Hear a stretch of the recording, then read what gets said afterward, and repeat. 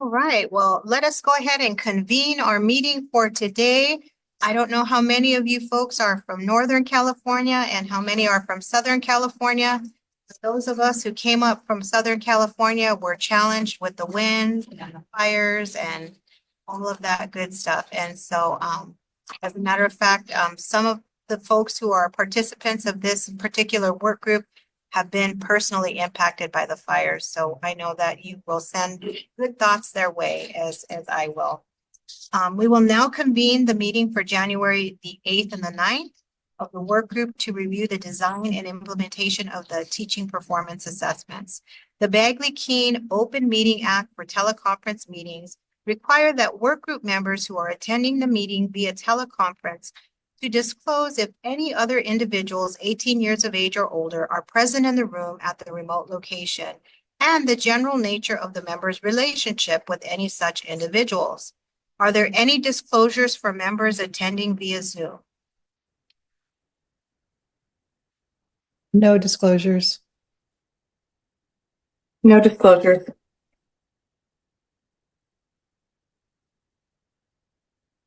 We need a verbal from everyone. Okay, great. No disclosures. Thank you. No disclosures. Awesome. Thank you so much.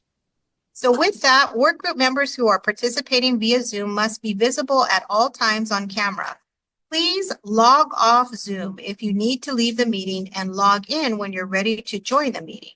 If you experience broadband or internet connectivity problems while participating in the meeting, that would be remedied by joining without video. You must announce the reason for your non-appearance when you turn off your camera.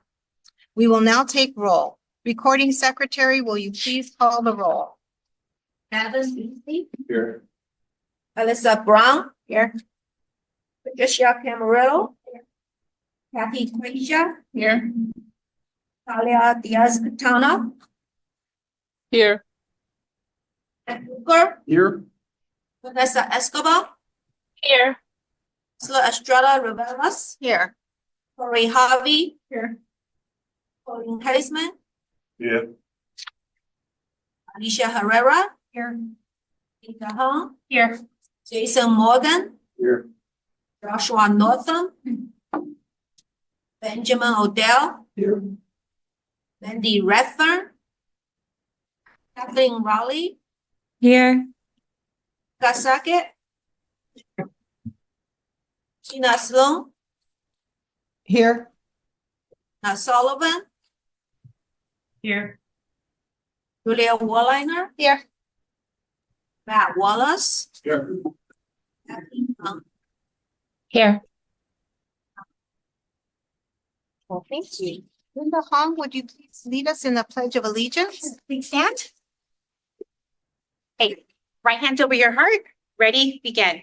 I pledge allegiance to the flag of the United States of America and to the republic for which it stands, one nation, under God, indivisible, with liberty and justice for all. Thank you, Linda. I would like to remind everyone about the meeting procedures before we get to today's agenda. We have work group members participating from the commission building and also via Zoom. The public has the option to attend the work group meeting at the commission office or participate remotely through Zoom, Cast, or a U.S. toll-free phone number. Regarding the microphone, meeting room technology includes built-in microphones, speakers, cameras, and monitors. Please note that the ceiling microphones are always on and will pick up everything that is said at all times. So please be aware that anything that is said in this room will be captured on the archived recording of the meeting. Therefore, side conversations should be kept to a minimum, if at all, well.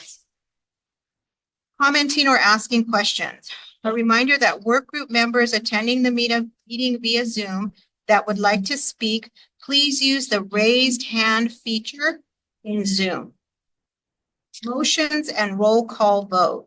Because this is a hybrid meeting, we will need to conduct each vote by roll call.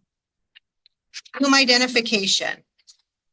We would like to ask the members of the public who attend the meeting via Zoom and would like to make public comment and to check their Zoom identification. Your Zoom identification is the name used when logging into the meeting.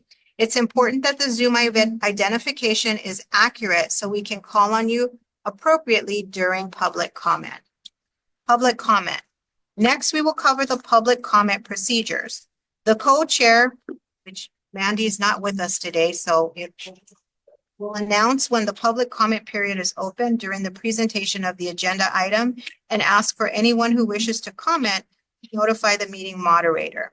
Individuals who attend the meeting at the commission office will need to submit a request to address the work group card to the meeting moderator.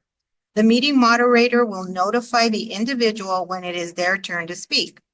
At that time, the individual will be able to approach the table and share their comments. Individuals who join the meeting via the Zoom webcast will need to click on the raise hand icon to inform the meeting moderator that they would like to speak on the item. The moderator will notify the individual when it is their turn to speak by calling their Zoom ID. At that time, the individual will be prompted to unmute their microphone and will be able to share their comment. The Zoom ID name used by the member of the public to join the Zoom meeting will be displayed to the public when the individual provides public comment. Individuals who join the meeting through the US toll-free number will need to press *9 on their phone to inform the meeting moderator that they would like to speak on the item. The moderator will notify the individual when it is their turn to speak by calling their phone number and will allow them to unmute their telephone. At that time, the individual will be prompted to press *6 and will be able to share their comment. Please note, only a partial phone number will be displayed to the public when the individual provides public comment. Public comment is limited to 2 minutes per speaker. Speak on a particular agenda item. We ask that you keep your remarks brief and focused on the particular item you're speaking to. Recording. Please note this meeting is being recorded. After the meeting, the archived audio and video will be available via the Commission's website. At this time, we will move on to item 1A, which is the approval of the December 2024 RDI-TPA Workgroup minutes. We'll now open for public comment. Public comment is limited to the 2 minutes per speaker. Recording Secretary, are there any public comments? There are no folks. Thank you. The public comment period for this item is now closed. So please take a moment to review the minutes. Let us know if there are any amendments or corrections.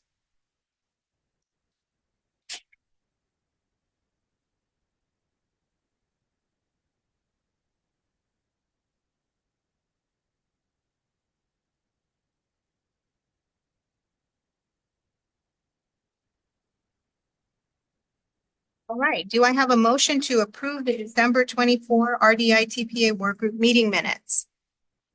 Motion. We need a second. Thank you, Benjamin. Okay. So, the first was Devin and the second was Benjamin. Any discussion? All right, will the recording secretary please call for the vote? Evan Beasley. Aye. Lisa Brown. Aye. Richard Camarello. Patsy Cracia. Aye. Alea Diaz-Catano. Aye. Brad Duper. Vanessa Escobar. Vanessa Escobar. Aye. Estrada Revelas. Aye. Tori Harvey. Aye. Colleen Hazeman. Aye. Alicia Herrera. Linda Han. Jason Morgan. Aye. Benjamin Odell. Aye. Kathleen Rowley. Aye. Rebecca Sackett. Rebecca Sackett. Aye. Tina Sloan. Aye. Tina Sullivan. Aye. Leah Walliner. Aye. Matt Wallace. Aye. Bethany Young. Aye. Okay. Wonderful. Thank you so much. With that, the next item is our general session. This is an information/action item. Are there any updates from our commission liaisons and staff? Hi, everyone. It's good to be back in person to see you. I just wanted to start by thanking everyone for being here today, either online or in person. As a resident of LA County, it's been a crazy 24 hours. And I know that, you know, whether you reside in the South or the North, we all have friends and family that are impacted by what's going on. And I was thinking as I was on my way here that part of my heart is still at home. So I really appreciate you guys coming together to do this important work and also be thinking about all our colleagues and friends who are going through something right now. Because even though maybe the fires will be out in a few days, hopefully, the effort it's going to take to repair some of, you know, the trauma that's happening is going to be wild. So I appreciate you. Thank you so much. It's Mary. So Executive Director Sandy has come down with like a really nasty cold. And so she is going to be observing from home. I don't know if she's on now. But she wants to send her thanks and her regards and just all of the warm wishes for folks in Southern California that are dealing with displacement, dealing with uncertainty, dealing with school closures. And then to thank you all for making the effort to be here, whether that's virtually or in person. And she may jump in and you'll see her then. Her voice, just to prepare you, will be a little bit like she has a pretty bad cold. So, yeah. So that. Any additional comments from yourself, Adam?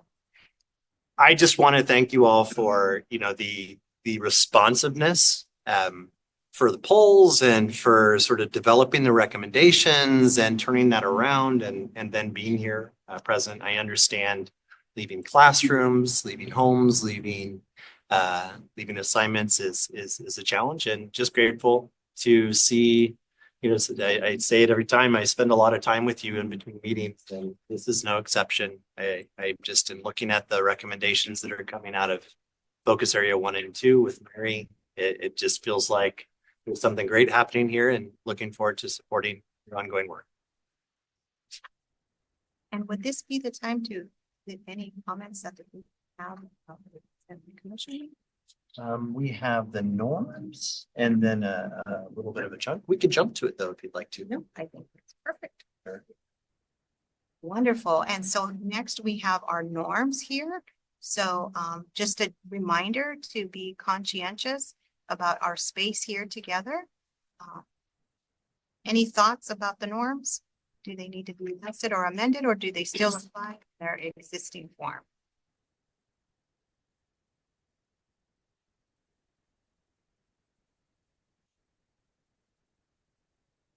Lots of nods of affirmation. Thank you.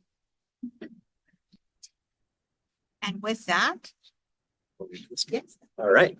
So this is just sort of this is the repetition at the front of every meeting that we do. Just as a reminder, the charge of the RDI-TPA work group, we are directed by the commission to convene an expert panel staff, evaluate the design and implementation of the state's current teaching performance assessments. Our objective is to ensure that these assessments are valid, authentic, formative in nature, embedded in preparation, and contribute to program improvement through the accreditation system. So this is the charge, again, that was adopted by the commission that constituted our group in alignment with Senate Bill 1263. So I want to make sure that's up front at every meeting. We talk a lot about focus areas, so we revisit each at the front of the meetings. And so we've spent some time in focus area 1. We're doing an analysis of any modifications needed to current assessments to ensure they are valid and authentic to the work of teaching, reasonable to implement, and in the wide range of classroom settings across the state and appropriate for beginning teachers, and connecting recommendations for how we might embed the assessments into coursework and clinical practice to avoid duplicative work. Today, we will be taking up First, the recommendations to strengthen accreditation system to ensure programs embed the assessment and coursework in clinical, offer sufficient clinical and pedagogical support, and support candidates to pass the assessment. We will be touching on focus areas 4 and 5 tomorrow. We get to it. It's the last item of the day, and it's really just to sort of frame your work going forward. 4 being local scoring, recommendations to engage in local scoring. And we'll hear from the current TPA model engaged in local scoring on that, including challenges and triumphs and all of the good things. Then we have provided all the program surveys, the completer surveys, and so that'll be available for you. And really, again, we're not going to get to anything here other than maybe some initial familiarization ahead of our next meeting. Just in terms to refresh the process, we are here in 2025 at Workgroup Meeting 5. And so our goal here is to get focus area 1 recommendations ready for the commission and focus area 2 recommendations ready for the commission. And this will be in their initial form. So nothing, it is being presented so that they may provide feedback to you so that we can further refine them. Once we get that feedback back from the commission, we will have another work group meeting in February, and we're proposing making that a full 2 days so that you would fly in the night before. We'll send around a survey. We're going to need some additional time. There's some options. We'll continue to consult with the chairs to figure out, based on your needs, your schedules, how we might do that, whether it's doing 2 full days or considering a 1 day virtual. We'll have options. So after that meeting, we will move all of the recommendations to draft phase by then. And then those draft recommendations go forward to the commission.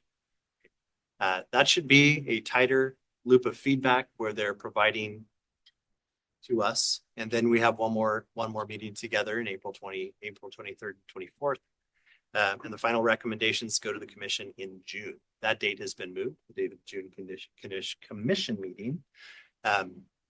And this is our process. And so just to remind you, after this is done, after the recommendations are adopted, actually kind of in parallel, staff will be developing work plans for implementation.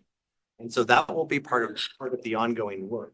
So once these are adopted, they get turned into goals with measurable objectives, and we begin implementation. And then that implementation is part of an update that goes to the legislature every year until October 15th, 2028. So that's sort of the arc of our process. And so here's the Gantt chart of what we're going to try to do today. We're going to try to get focus area 1 all the way into the initial phase, ready for the commission. Focus area 2 into the initial phase, ready for the commission. And focus area 3, accreditation, all the work that you did last night, voting and generating. And we're going to try to take all of those scored brainstorm idea recommendations and consolidate them. You're all pros at this by now, so should be fairly straightforward. And with that, we recently had the annual TPA item was presented at the commission meeting, the recent December commission meeting. It was part of some of the pre-reading, just linked some of the videos, some of the reports. Just wanted to share some things from that, and then share anything, and then also to open up the floor to hear from those that may have attended or watched it online or heard anything about it, just to have a little bit of a space to debrief. And so what you'll see if you follow that link and look at the slide deck for that day and the item is you'll see that there are some new data sets that were included in this TPA item. And those are the data sets that you requested. And so the annual TPA report included the data around condition codes that you requested and analyzed, and that was taken up by the commission. And in addition to that, we shared the progress of the work group and shared some of the initial recommendations or some of the emerging, I think we called them, not to be taken action on, not to be provided feedback on, just a little taste of what is coming to you from the RDI-TPA work group. And then also shared some, from a staff perspective, some possible interim actions that we could do to help folks taking the TPA now. And so that was you have I believe you have the slide deck is available in your binders. If you want to take a look at that. Madam Chair, did you want to talk a little bit about? No, your I would experience? just love to open it up to the floor. Maybe give them a few minutes to peruse the slides. Look at the video if you care to look at the video. It's a little lengthy, so you might want to speak up a little. Maybe if we could give folks maybe 10 minutes just to digest that information, and then we'll take questions from the floor. That sound good? Got some time, digest the information, and then open it up for conversation.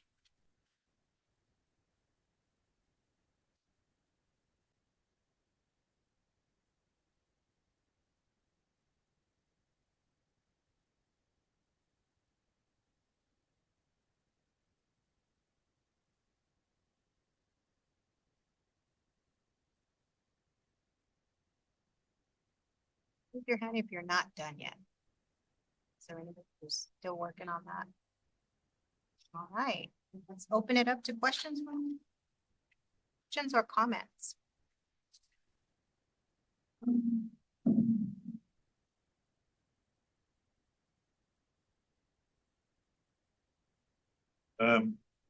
Actually, watched the video all the way through. I found it quite informative and quite enjoyable because so many people were thanking us constantly for the work that we were trying to do. I found it interesting the things that they picked up on, which are some of the things that I think we found most important in some of the work that we're doing as well.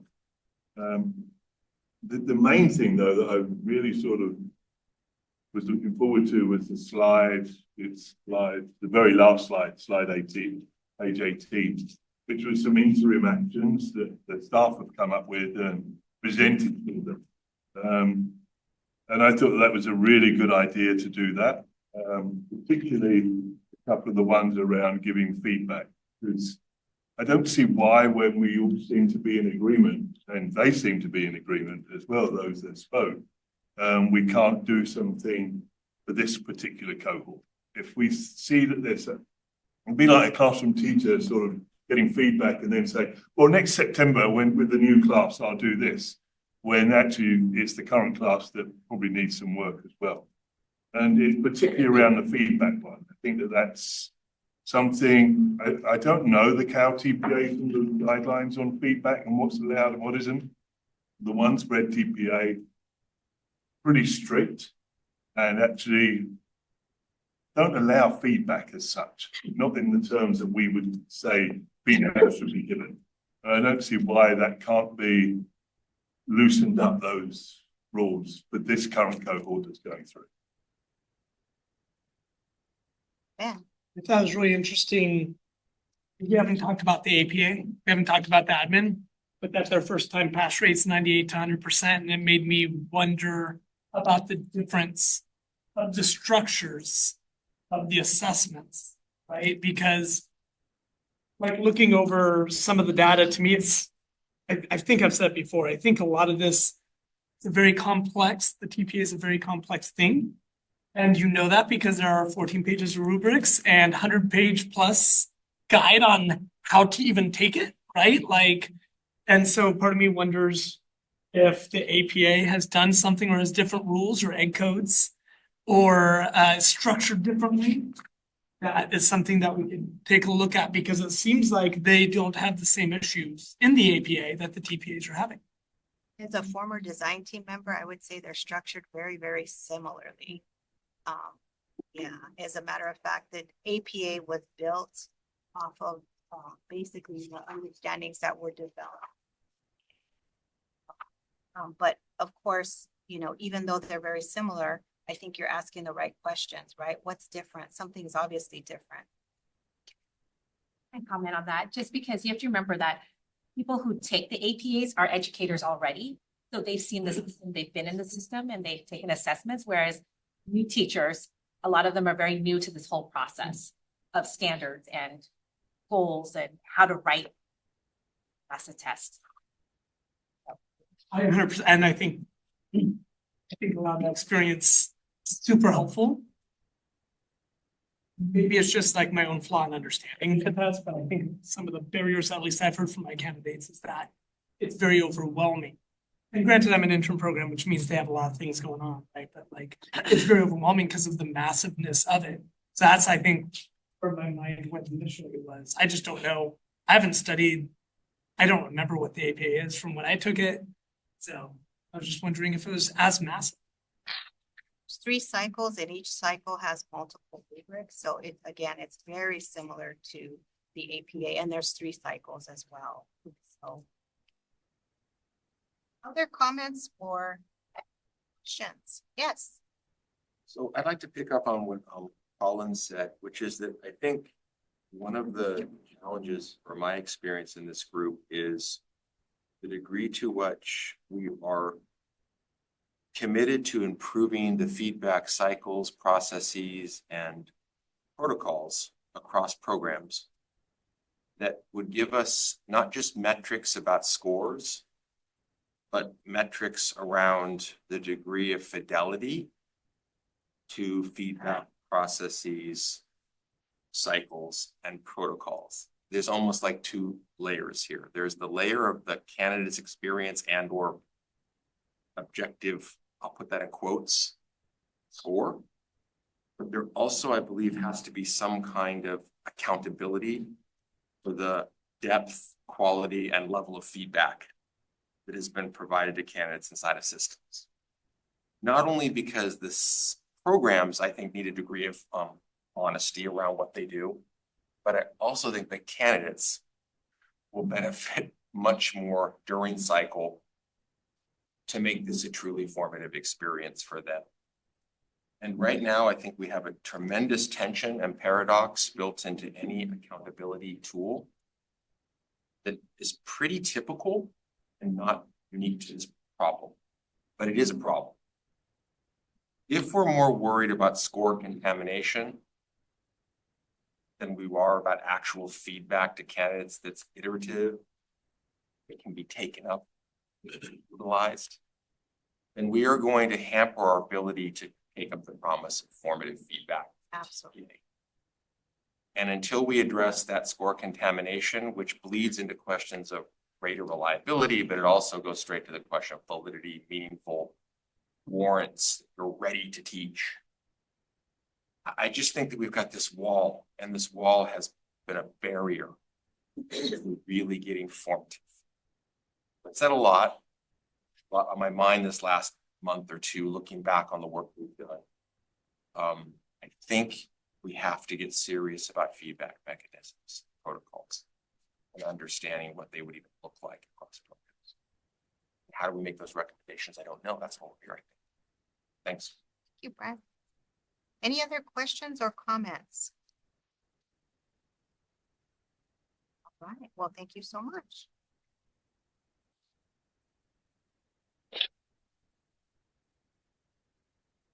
Well, with that, we will move on to focus area 8. And so with that, this is an information item. You have a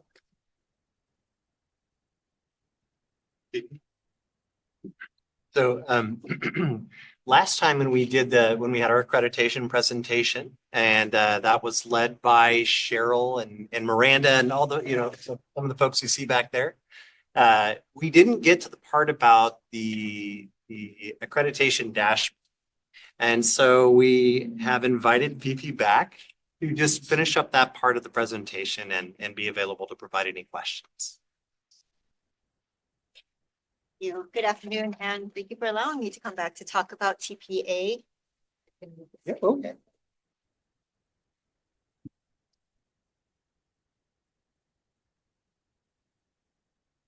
Very good. Yeah. I will be mainly showing you the TPA specific data from the accreditation data dashboard for the ADD as we usually refer to it. And I do apologize in advance if I start talking in acronyms. But the accreditation data dashboard was created to provide institutions and accreditation teams a way to access data in one central location. And that one central location ended up being on a public secured accreditation data system or the ADS website. So it is a password protected website. You do need a user login. So in other words, it's not for the general public to access. So the general public can't access the data. All right, so without further ado, I will be using a demo institution with fake data. So don't worry about the data too much. Showing you the TPA data in the accreditation. Go ahead. Screen.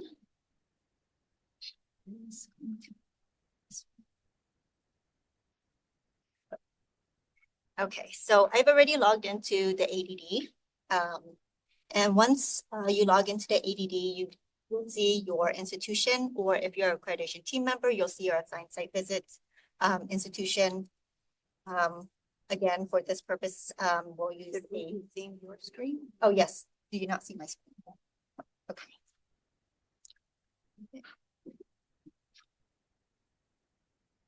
Yeah, I accidentally.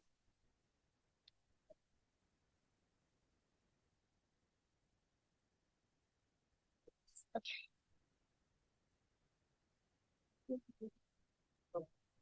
Go back. All right, so this is the welcome screen on the ADS, the accreditation data system that is password protected. And so again, institutions will see their institution listed, accreditation teams will see their site visit institution listed. So on that institution page, they'll go to the data dashboard button, which will then give them access to the accreditation data dashboard. Works, okay. And then just for this presentation, it is on the ADS test website, so it's not on the. You provide user guides for the institutions and the team members, whoever is accessing the ADD, so that they know how to use the dashboard. So once they get to the accreditation data dashboard, you'll see different here. These are the different sections of data information in the ADD. And TPA is available in 3 sections: the annual report card, also known as the Title II, the assessments, and the surveys. So the annual report card, the Title II, is a federal mandated report for institutions that offer initial teaching preparation programs to submit information such as the program requirements, candidate information, and even exam pass rates to the U.S. Department of Education. TPA pass rates have been included in the Title II since 2018. And then in the assessment section, this is the section that we're going to look at. As I mentioned in the last meeting, it's not currently available to institutions and accreditation teams at this time because we're using this year, since it's the site visit deferral year, to take the opportunity to kind of reevaluate the data that's being presented and the information that have been included in the section. So we're just taking this time to just look at the data and possibly update the section for this upcoming year, the next year. But again, to help you with your work, we'll take a look at the section that was previously made available to the institutions and the accreditation team members. The assessment section does provide assessment pass rates and rubric scores at the cycle or task and attempt levels. And then just briefly, I know you're going to talk about surveys in, I think, focus area 5, but we do provide survey results for the program completer, mentor, and employer surveys. TPA questions are included in the multiple subject and single subject program completer surveys now. And in this current 24-25 year, the TPA questions have been included in the education specialist, mild to moderate support needs, and extensive support needs surveys. And the program completer state survey results are available on our public website. So without further ado, I will go to the assessment section. This is the data that we'll focus a little bit more on. So previously we have included all types of assessments in this section. So you will see the Title II pass rates here. Even though they are also included in the annual report card, the Title II. All the data is the same. We just created data visualizations for it for viewing the data in a different perspective. And then we're mainly going to go and look at the TPA data through the TPA commission data section. Again, that's where we're going to have the data by cycle and by attempt and at the rubric score level. But before we do, you might be wondering, well, what's this bar graph? And right next to it, this is a new data visualization that we created to provide institutions some idea of their TPA, their candidates' TPA pass rates as a whole. So as you know, for Cal TPA, candidates need to pass cycle 1 and cycle 2 to pass TPA as a whole. And I think at TPA, I think you only need to pass one task and you pass TPA as a whole. But Cal TPA is a little bit different. FAST is a little bit different as well because they also have two tasks. So to show pass rates as a whole for TPA, we created this data visualization to show the pass rates by program and by year. So how do we read this bar graph? So let's say that, for example, there's a candidate who took Cal TPA cycle 1 because this demo institution uses Cal TPA model. If we have a candidate that took cycle 1 in 2018-19 and passed, and they also took cycle 2 and passed in 2018-19, they will be counted in this 95% pass rate in 2018-19. Let's say you have another candidate who has who took cycle 1, passed in 2018-19, took cycle 2 in 2018-19, did not pass. They took cycle 2 in 2019-20 and then passed. Their pass rate will actually be included in 2019-20 because that's when they actually completed TPA as a whole. If you do have a candidate, for example, who took cycle 1 in 2018-19 pass, took cycle 2 in 2018-19 and not pass, and we don't see their cycle 2 pass in subsequent years, they stay in 2018-19, but not part of the 95% pass rate, right? They will be the 5% that did not pass in 18-19. So they're kind of left in that year. But this is just an example that we had provided to the institution and accreditation team members in the past. All right, and then just quickly in the bottom, we also provided institutions' contact information in case accreditation team members or staff had questions for institutions. All right, so going to the TPA commission data section, we provided again data, TPA data, TPA pass rate data, TPA data by rubric score, and TPA candidate information. So looking at the pass rates, you'll see that there's 4 different drop-down menus. We included the different type of reporting type, so you can view results by single year or for combined years. So for institutions that usually have fewer than 10 candidates per academic year, they will end up not seeing any data results. So we created a combined year, for example, 5 years of data where they can see some of their institution results between 2018-19 to 22-23. Go back to a single year though. So institutions that do have fewer than 10 candidates per academic year, again, we don't show the results. So a combined years would be the best choice if they want to view pass rate results. And then we have the credential program that you can select to view your pass rates and different attempts. So it does default to all attempts, which means that it counts all candidates who took the cycles. If a person did take cycle 1, for example, in 22-23 multiple times, they will be counted multiple times in the pass rates. Of course, if you select attempt 1, you will be only counting candidates who took cycle 1 or cycle 2 for the first time. So if we do look at the data here for 22, 23, multiple subject for all candidates who attempted cycle 1 and cycle 2 for the first time, and see that there were 160 candidates, for example.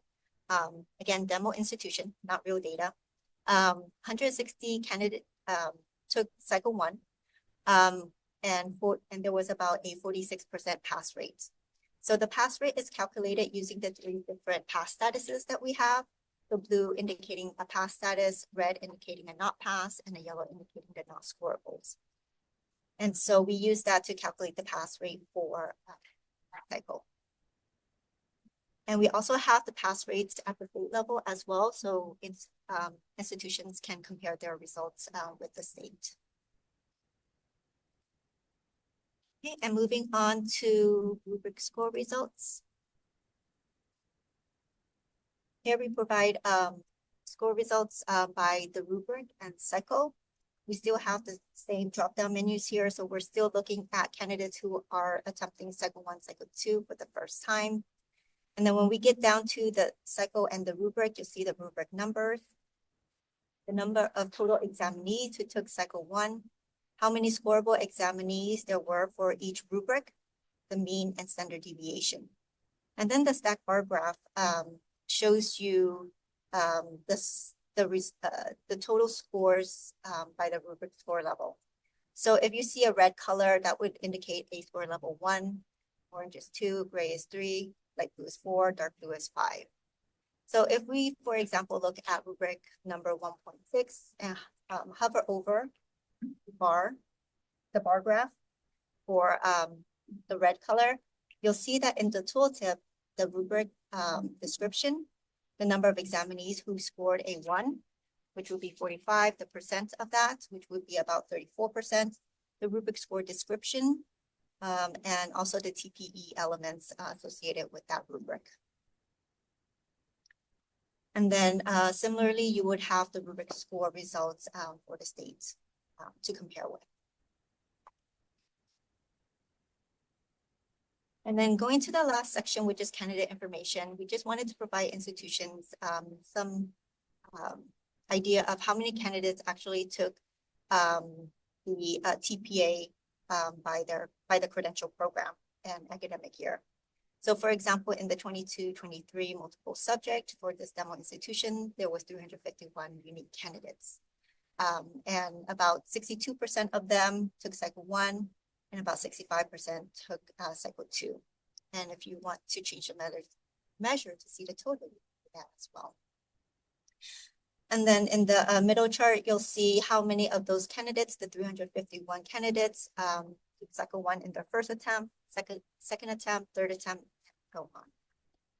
Then on the third chart, you'll see the number of the total examinees by cycle. So these would include candidates who attempted cycle multiple times. And these are the numbers that you would see in the pass rates and the rubric score sections. And then similarly, you'll have the state results available.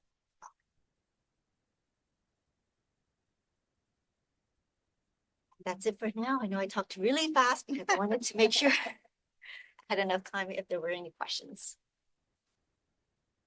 Let's open it up. Any questions for the wonderful Phoebe? Yes. Just real quick, is this calculating using like Tau 2 and institution reported enrollment, or is it just calculating based on those who actually submitted, or is it people who registered for the TPA? Submitted, you see what I'm saying? Submitted, yeah. So it's they have submitted their TPA and they were scored for it. Other thoughts or questions? Yes, I see your hand, Beverly. Thank you. 2 quick questions. I heard you say that some of the graphs and some of the information was new, and I wondered, what does that mean? When were these dashboards created and made available?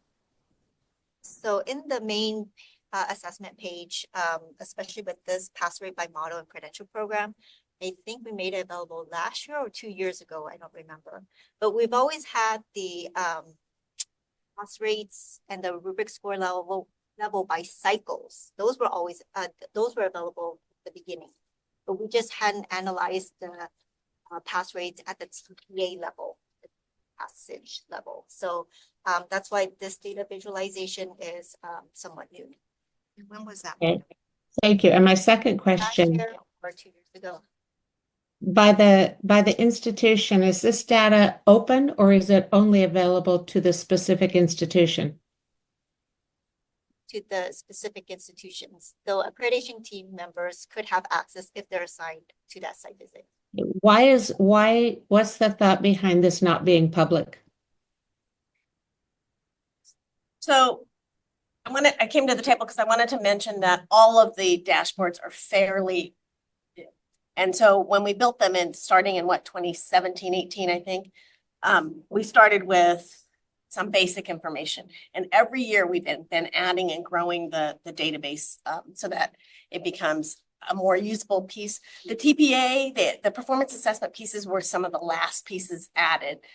And so the teams are very new using it. It's just in the last couple of years, really. And we are still kind of talking about what's the best way to show it, and how do you do that? And a lot of the things you're talking about here is the first-time pass rates. We didn't use first-time pass rates before, only final pass rates, or I don't even remember, but it wasn't first-time pass rates. So there's all those kinds of discussions happening.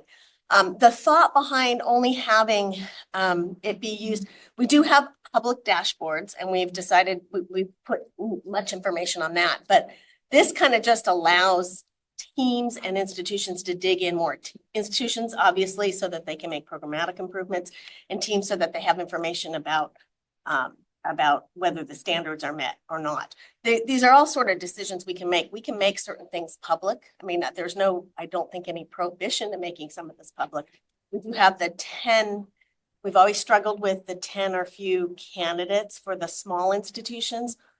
They often would like their data on here, but it's been sort of, I think, the norm in assessment not to publicize if you have less than 10, so you can't identify the candidates. So there's lots of issues around here, but certainly we could change what's on the public website, add to what's on the public website. There's no rule hard and fast. It's sort of what we've decided to do to this point. Okay, thank you, Cheryl. For the accreditation process. Right. We definitely wanted to make as much information available to the team as we possibly can. And the teams get their login 60 days ahead so that they have time to really dig in and kind of, have their own time to kind of figure out where am I going with this? What is the data telling me? Can I ask some questions about X, Y, or Z? Other thoughts or questions? Nina. Thank you. I was wondering, Fifi's presentation was great and super helpful, but also since this is a pretend institution, would it be possible to get the login data and explore it tonight in case we have questions, especially if we're trying to make recommendations for accreditation? We'll create something, a login for you. Okay, that would be wonderful. And then I had a second question. This data that you showed us here is provided by the commission. What data do institutions need to provide for assessments? We get all of our assessment data from our state contractor, Evaluation Systems Group of Pearson. So the assessments that are program assessments are not in the ADS in any way. Correct. So your own local classroom assignments or key assignments, kinds of things. That's what you're asking. Yeah. No, those are not reflected in our dashboards or in our ADS system, but they will be available if the institution, as part of the program review or comes in, where they're applicable. Okay. Thank you.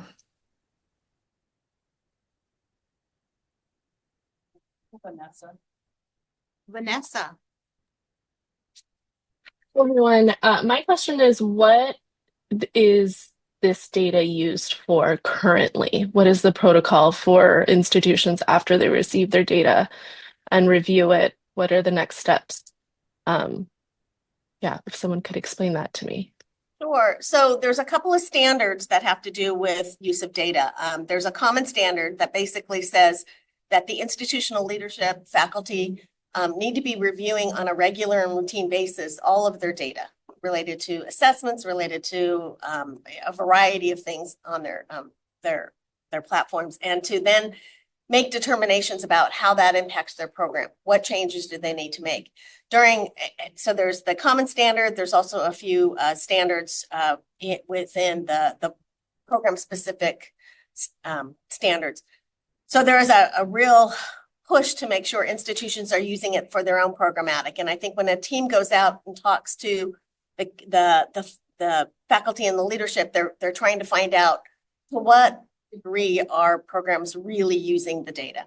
And so that's what they're trying to get their arms around. And a lot of institutions have really good evidence to show how they're using data. They have examples on top of their own assessment system that is regularly and routinely reviewed. Like, what point in time every year does your faculty come together and talk through the data?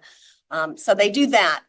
From the team's perspective, as I said at the last meeting, there's no one piece of data that then will trigger a decision of, like accreditation with stipulations, but it will inform the team to dig deeper and to figure out what might be happening at an institution as it relates to the standards. So it really helps kind of put a flashlight on where there may be things that the institution is doing really well and areas where there might need to be improvement. So the teams. And isn't there an additional common standard that speaks to engaging stakeholders? Yes. And stakeholders are required to provide input based on data. Absolutely. Provide input for recommended changes. Exactly. It's not, that is another thing that the teams look for, because it's in our standards, is that it shouldn't just be the internal faculty members, but engaging the partners and engaging your employers, your mentor teachers, all of them. They should be involved somehow in some of the data review and suggesting changes. Can I ask just a follow-up question? I don't know if I missed the answer, but Beverly asked earlier, what is the reasoning for not making it public for the whole general public to access this information? It's just been a decision we've made here over time as we've grown the system. There's no, like I said, there's no rule hard and fast what needs to be public and what shouldn't. So, if the decision is to go fully public with this, that could be a recommendation that's made to the commission. That, I don't know that there's anything stopping it. I'm not a lawyer, so I don't know if there's any legal reason why we couldn't. But go ahead. Thank you. Sorry, hold on just a moment. Vanessa, were you done? Okay, thank you. Go ahead. Take you off the hot seat of having to be a lawyer here. So I feel a little out of my depth. I came to this work group to focus on TPA. And now I'm hearing a lot about accreditation, and I didn't even expect that to be a part of the discussion for TPA, so I'm catching up. To be really frank, I only know about, at this point, TPA. I'm learning about accreditation, but I guess I should ask you all, am I supposed to be able to look at the linkage between the two and understand it, or can I go back to TPA? That's the question about what needs to be rethought, redesigned, and redeveloped to make this a more useful assessment for teacher candidates. Well, I would say yes, but I'll turn it over to Adam. Yes, I mean, it's interconnected. So in the first focus area, you looked at needed modifications for the performance assessment, right? So, and this is a conversation Linda and I had earlier about, we're thinking about accreditation recommendations. Those should be in the context of decisions you've already made or recommendations you're already thinking about. And it's recursive. So we're always kind of coming back in light of what we're learning as we go forward. So focus area 1, we're looking at the tool itself. We dig into each of the models. We think about some modifications that need to be made. So you put that over here. Next focus area, we look at how can we better embed? What is the state of embedding and how might we improve embedding, right? And so we're thinking about embedding from the perspective of embedding if the modifications are in place. Now we're at accreditation, and the focus area in the language in the law is accreditation, strengthening an accreditation to support this. So it is all it's pretty deeply interconnected. So you'll see in terms of the range of program standards we're looking at in accreditation, we're really looking at only the ones that pertain to assessment, because it's hard to hold them separate, because when we look at the candidate experiences that we've been hearing, it's all part of an interconnected system. And so we're just sort of taking each in turn and reflecting back on the interconnection. Appreciate that. As a member of this work group, I'm going to say then in response to that it turns out a lot of scholars, researchers, and I think really good people have done work on what we call consequential validity. Dr. Lori Shepard is a pioneer in this field. And it's a very challenging topic because a lot of policy folks don't want to think too hard about it. But when you start making instruments like the TPA consequential, not only for candidates, but now for institutions, where the spirit of it is heading, you've asked the instrument to do more than maybe it can do. And you've even asked it to join in on a set of judgments you're making within the framework of accreditation. So I want to put a placeholder here and rather than be naive, be a little bit more informed. It seems to me that we are making a lot of assumptions about what TPA measures, what it evaluates, what it can evaluate, and more importantly, who it can work for. So I understand that it works for the candidate as an attempt to warrant something about readiness to teach. But now we're saying that it provides information also regarding about, I think we could call it, frankly, program value added, program additional or subtraction from the success of a teacher's capability to teach, ready to teach. So I think we've gone into some new territory. And I do want to say here as a member of this work group, that I will be raising the question down the road here of the consequential validity of the TPA if it gets now more and more attached to the idea of public records regarding what institutions are meeting standard and which ones aren't. Alyssa, and then. Great, promote some people, I hope so. I think my question is probably indirect to that, but it's more mainly about what this brings up for me is similar to like, so I was part of this math and common group where we like did district level data analysis of our math stuff. And this is kind of similar thinking around this, but my question is, do universities have an opportunity currently to do cycles of learning with their individual data representations together?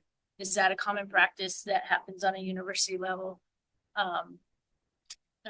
And you know, that kind of bridges, I feel like that kind of would bridge this concept that you're bringing up, was like, what are we actually doing with this data? If it, you know, to be able to improve accreditation or improve the experience for teachers taking the TPA, and just kind of improve the embedded supports. That's kind of how I see that. But I didn't know if there was a current practice for universities to come together to kind of do that data analysis and learn cycles of learning together with, you know, district-wide stuff. Do we have anyone here from an IHE who feels comfortable speaking to that? Well, I was going to say, do you mean cross-institutional? Yeah. I don't think, the only thing that comes to mind for me is, blanking, of course, on what it stands for, but there's the CTEP. It's a grant-funded initiative within the CSU system where institutions were coming together. It wasn't specifically TPA data that they were engaging in cycles of inquiry, looking at data. But not all the CSUs were involved in that. And there's very little that goes CSU, UC. I think we have over here, and then we'll go to you, and then we'll go to you. Question. Oh, so sorry. Were you answering the question, Kathy? I'm so sorry. Go right ahead. I was just saying that there are some initiatives that were with different institutions that were sponsored by a grant through the county also, but again, that was not specific to EdTPA data. It was more of a community of practice in looking at different types of things that help retain teachers in the field. And it was in collaboration with LAUSD. So, and then there was another program called Deans for Impact, which also was a kind of a think tank and looked at different types of data. Again, not specifically at TPA, but some institutions would bring that up as part of, you know, how they want to look at certain things. Point, thank you. Oh, I was just gonna comment on what Brent said because I came in this morning when I did talk to Adam, I was concerned about the survey we took yesterday, or we were supposed to take for yesterday.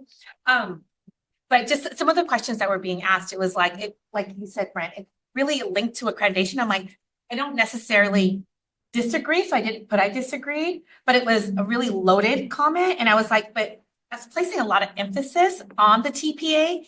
And I'm not disagreeing with it, but I feel like I wanted to add a little, I agree, but and there wasn't a place for me to put all those comments. So instead I went and voiced my concerns with Adam just because it was very loaded. And I was like, yes, maybe I do agree with that statement that it should have something to do with accreditation, but I don't want TPA to be like, it's not the holy grail to me. Like a schools or institutes accreditation shouldn't solely be on the TPA. I'm not sure if the TPA should hold that much value right now, even as we're talking about it and all these issues we're having with the TPA. So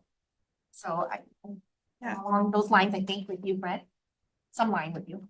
Okay. I don't know if this is appropriate, but just come to add on to that, Linda, the thought for me was, you know, there is the common standard 4 that does address continuous improvement. And it seems like TPA data is really important, not as a marker of should this institution be accredited or not, but we want institutions, if an institution has really low pass rates, we want to know, are they thinking about that and trying to do something about that? So I think if we more explicit language within standard 4 or somewhere else that's asking institutions to, sorry, can I jump? No, you're okay. It's Asking institutions to work with that data.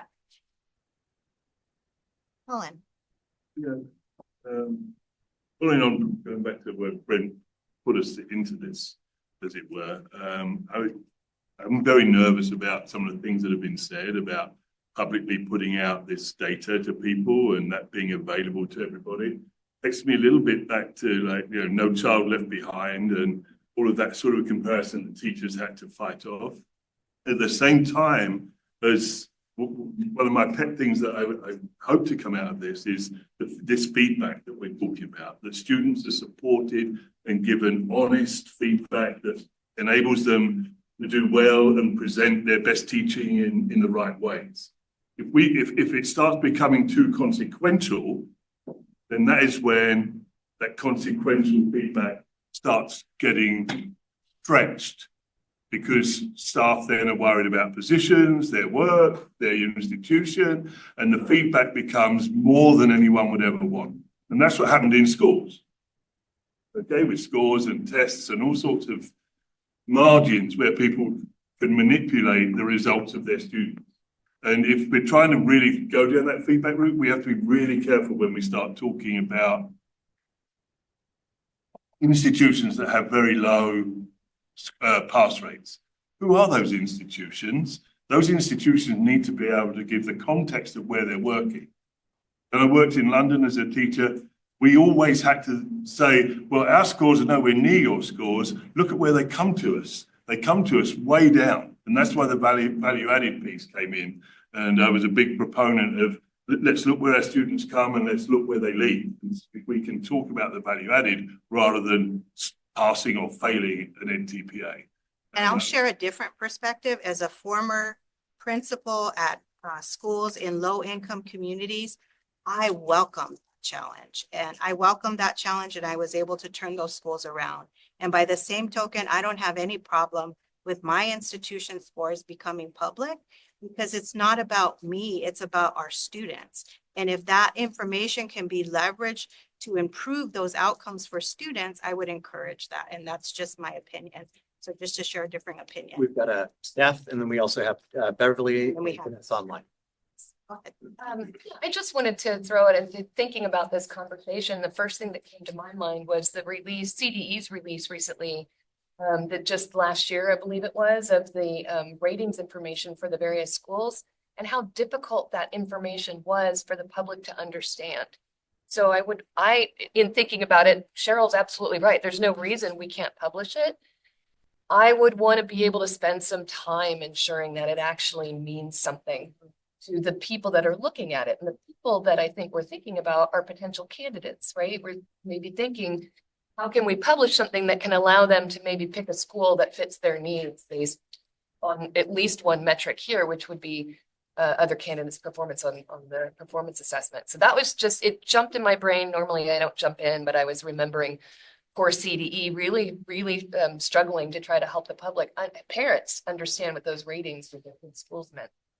And so we have 2 online, and then we have Kathy, and then we'll go to later. All right, so we've got Beverly. Thank you. Two separate things, one a procedural one. As my first time being somebody participating remotely, I have a problem. I wonder if the chair could very clearly identify when someone in the room is speaking, who that is. It's hard to follow the conversation when I don't know who's speaking.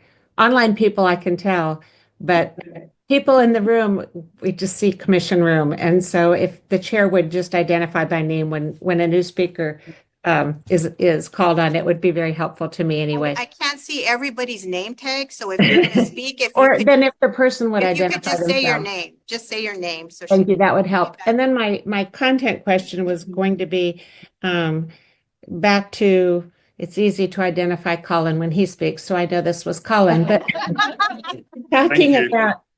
talking about the high consequence of this and its relationship to accreditation. Back in one of our early meetings, we talked about the TPA having that dual purpose of not only a sort of quality control for candidates, ensuring that when candidates take over as teacher of record, that they have the knowledge and skills at a minimum level to take on that awesome responsibility. But it was also meant to be an accountability issue for institutions to ensure that institutions were doing a good job of preparing people for this. And so our current accreditation model has been outcomes only, that institutions respond in writing to a set of standards, and the state has to sort of trust that they're doing what they say they're doing. But the TPA is a means of saying they're doing it and they're doing it well, and it's having an effect, and it's creating candidates who are successful in passing that bar. So I think in the same manner that the TPA is highly consequential to individuals, I think it's totally legitimate for it to be highly consequential to institutions as well. And I think that those pass rates definitely should be publicly available. That should be part of what an institution is judged by, and it should be available to candidates when they're choosing an institution. They can see in the same way that people can look at an institution's success rate of candidates passing the bar, for example, from a law school. So I think highly consequential is an important part of the accreditation picture of TPA. Thank you, Bev. And then we'll go to Leah. I think there were some other folks in front of me. I think Vanessa and Rebecca were before me. Do they want to go first? We'll come back to you. Vanessa.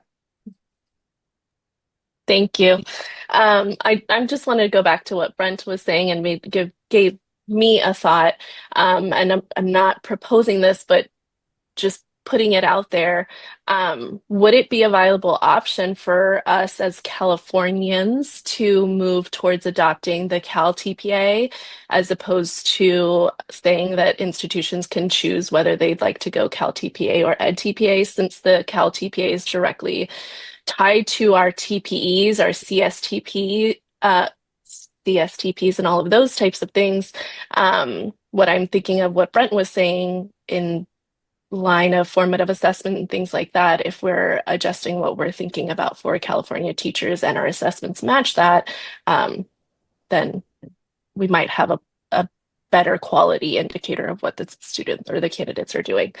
And my thought for the information made public. It could be similar to the California dashboard, which I know is a lot of information to take on, but I just want to reiterate what Beverly was saying is I think that it's highly important for all potential candidates to know what they're getting into when they're choosing an institution to become a teacher. Thanks. May I respond to? Yes. All right, so just Vanessa, just in response to the can we sort of require one, the section of code that. Who's speaking, please? Oh, this is sorry. I heard you. This is Adam. Thank you, Adam. Adam here. Sorry. The section of code that calls for teaching performance assessments is really designed to allow for to determine how the assessments, what they need to achieve, how they, the different levels of validity they need to achieve, and then to sort of open it up to the field, including institutions like Fresno State, to say, hey, if you can meet these standards, bring your assessment. So there's a lot in the law that is specific to that structure of really being open to innovation. So that would be my only response in terms of can we direct everybody in the CalTPA? I would, my thought would be, well, the law as written says that's not the design. That's just I wanted to jump in with that. Thank you, Adam. Rebecca, A point of second. clarification to Vanessa. And Vanessa, you're a good friend. It's Brent speaking.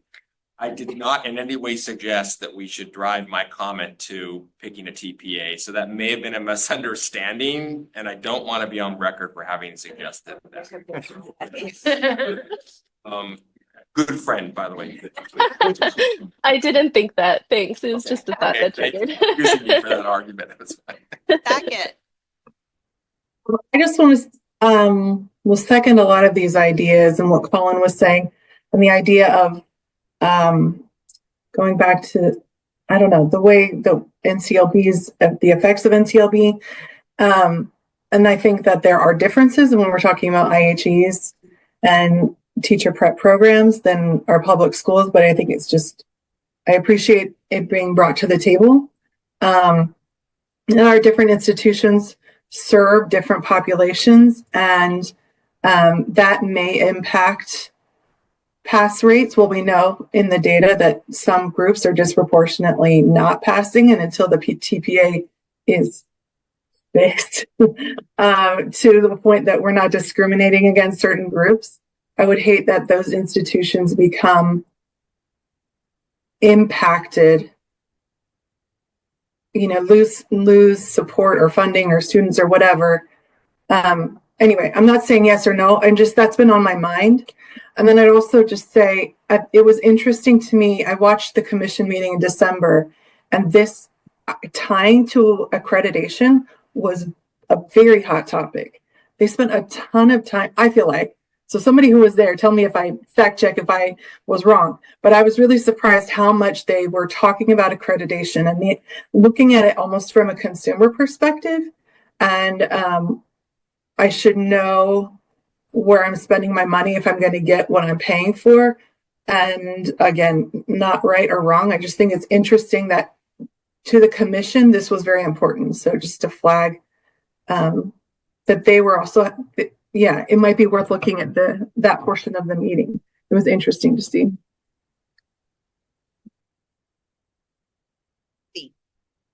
Just kind of digesting everything that everybody said. I do understand what you're saying, Brent, in terms of it being a very slippery slope, possibly. But I really do feel as if, with accreditation, I feel like we wouldn't be in this particular situation if the accreditation process had actually done this in the first place. And I think the lack of specificity and I think the lack of clarity, I think made a situation where the TPAs were operationalized as being absolutely summative. And I think that, we have to look at that process in conjunction with how the instrument is designed to make sure that it is used exactly the way it was intended to be used. Because I really do think we got into this situation because that particular part of our process didn't necessarily line up.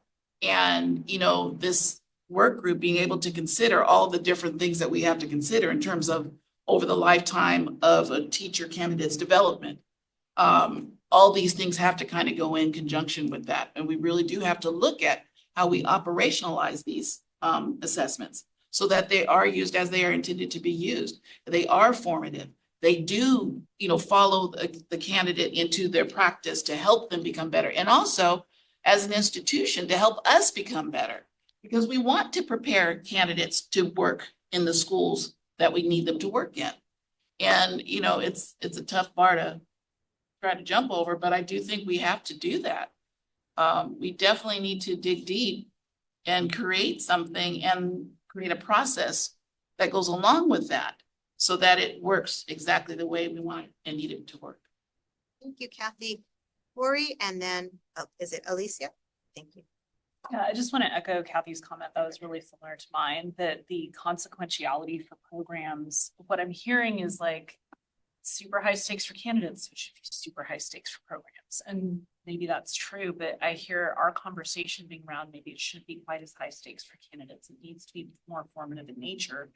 And if that's the case, then I'd say that also needs to be the case for programs. And so when I'm looking at the charge of the work group, it says the objective is to ensure these assessments are blah, blah, blah, and contribute program improvement through the accreditation system. So that feels different than a conversation directed towards, we need to expose the programs that aren't, that have low pass rates. The data, there's a question earlier about like, how do IHEs use the data? And I think they're all using it differently. And so I think the charge for us maybe is to figure out how to, I don't know if instruct is the right word, but support programs to use data, and the accreditation system is a structure we have in place for them to do that.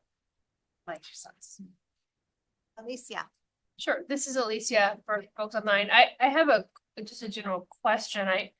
It came into my mind because it had come up in the last year a couple times. I used to look on ed data and the various websites just to get not only student data, but all of the data about staff and student teacher ratio and in the last few years all of that data disappeared. And so as we were talking, I just hopped onto ed data, which is just like one of those websites that pulls from the CDE and organizes it, right? And it still doesn't show all that staff data. And so I was looking and it says, well, currently 2018-19 is the last year that staffing was released from the CDE, and they don't collect since then. And so it made me wonder, what is collected in terms of why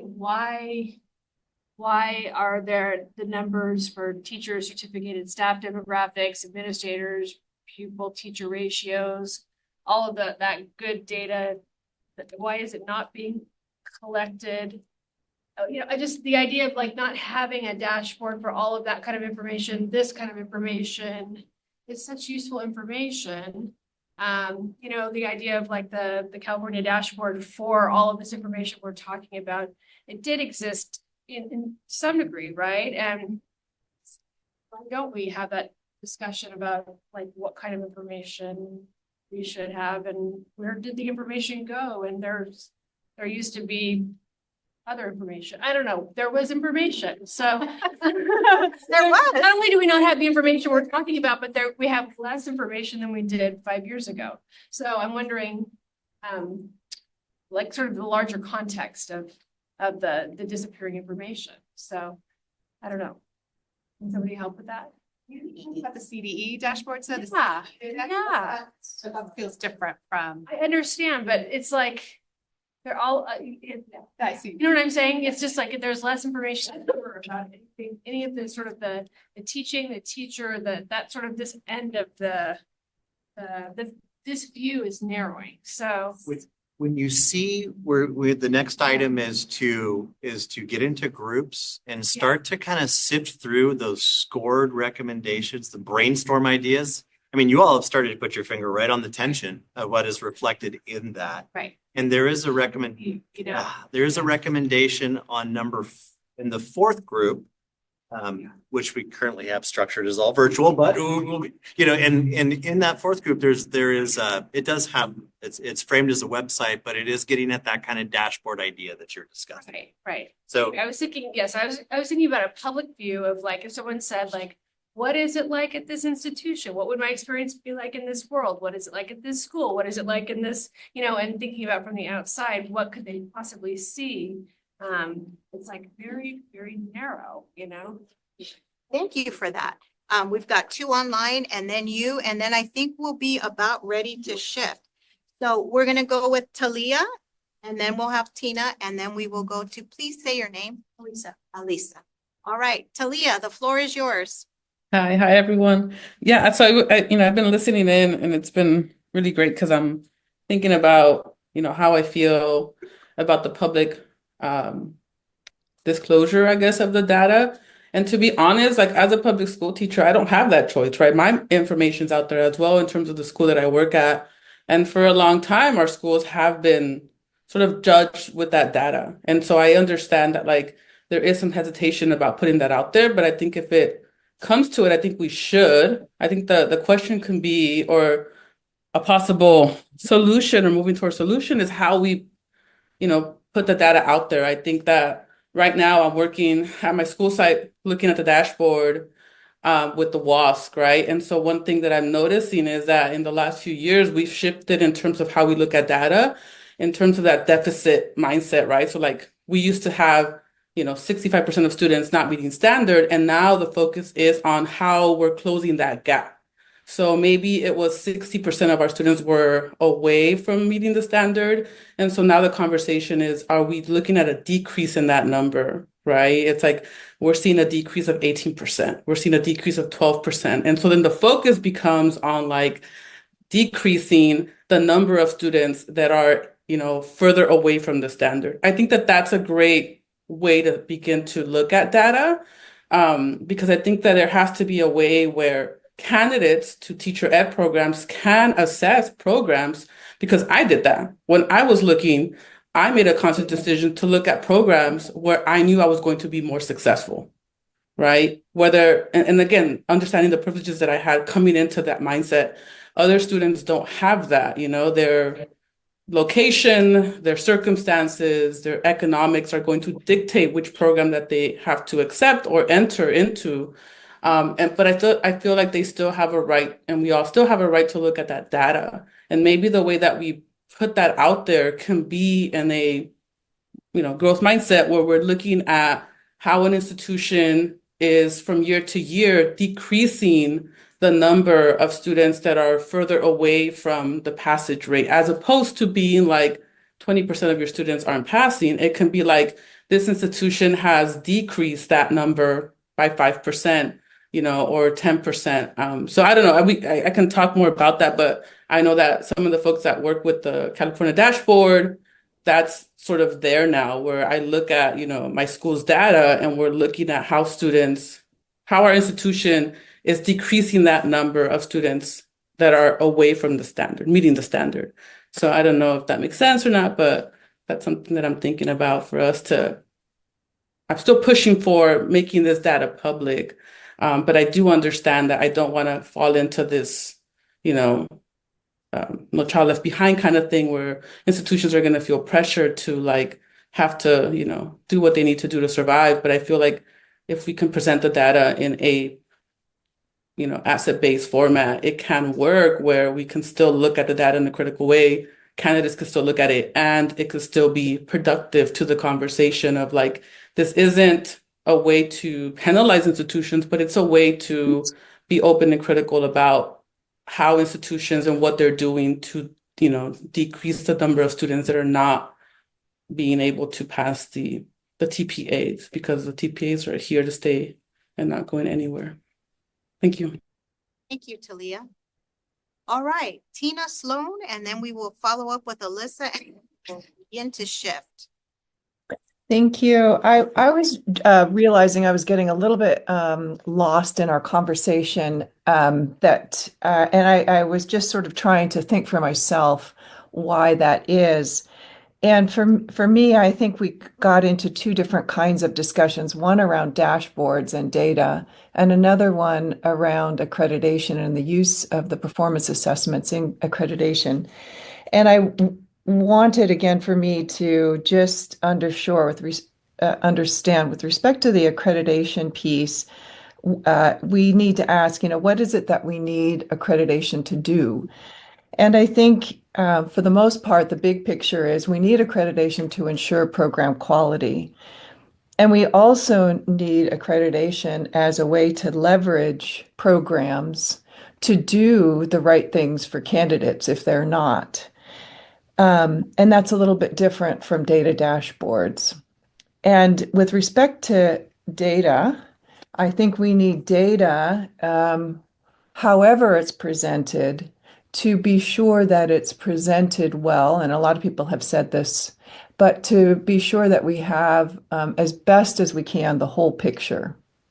In our recommendations that brainstorms that I think all of us made over the last few days and that we're going to be working with next, we have a lot of recommendations for what might change in our accreditation system. And those are things that we hope will improve the quality of programs and an accreditation system to ensure that. And I just want to, again, make sure that I'm understanding the two differences between the data dashboards and the accreditation system and purpose. Thank you, Tina. Yeah, Elisa, from San Francisco Unified. I just really wanted to kind of say out loud my thought process right now, which people are thinking. When you go back and forth in my brain, I can really see the affordances and limitations of putting public data for accreditation process. I mean, on the one hand, I'm really thinking a lot about, like if everyone had I'm really liking, I want to make sure I say your name right. Dalia. I'm really I really vibe with Dalia's asset-based data view. Because, I think everyone can benefit from looking at their data in that way, and students as well, right? On the other hand, we are in a deficit bias society that can impact that for universities or schools, public schools. I'm going to speak to the school systems because I'm in the school system. And similarly, I worked at Dr. King School in San Francisco for a long time, and with low test scores year after year, without people really recognizing and saying what Colin was talking about. Hey, this is where they came in. This is the reading scores that they came in with. I had an 8th grader one time who didn't know how to read. Within a year, he learned how to read. Like those kinds of stories. If people don't have kind of that data mindset of what's the context, where we're starting from, and to really look at data with an asset-based growth mindset kind of place, there can be harmful narratives happening with misinterpreted data, I guess. So I'm really going back and forth in my brain, and I'm really excited about the next part coming up, because maybe y'all we come to some ideas around that. Excellent. Thank you. You're our last one. The only thing this is Alicia. I keep thinking how it feels so hypocritical that we have such a robust system in place for our students, and that we have no system in place for the similar system in place for the institutions of higher ed, for the teacher end of it, that, we're like hesitant to put this system in place. Like, we don't want to do this, we don't want to do that. And yet we have this like intense system, you know what I mean? Like, it doesn't mirror, I don't know. Anyway, I'd like to respond, but we don't have time. Me too. We're going to move on. It's like, I don't know. So we will now open for public comment. If there are members of the public that would like to make a comment, please notify the meeting moderator by submitting a request card or by clicking on the raised hand icon if participating through Zoom, or by pressing *9 if participating by phone. Public comment is limited to 2 minutes per speaker. Are there any public comments? No public. Wonderful. The public comment period for this item is now closed. All right, now we will move on to item 4A. So the next item is 4A. Focus Area 3 Recommendation Development. Is there information regarding this? Yes, there is. Thank you, Madam Chair. And just appreciation for the conversation priming this discussion, because just calling it back to the composition of this work group, you're 1/3 classroom teachers, 1/3 teacher education, 1/3 performance assessment experts. That includes that.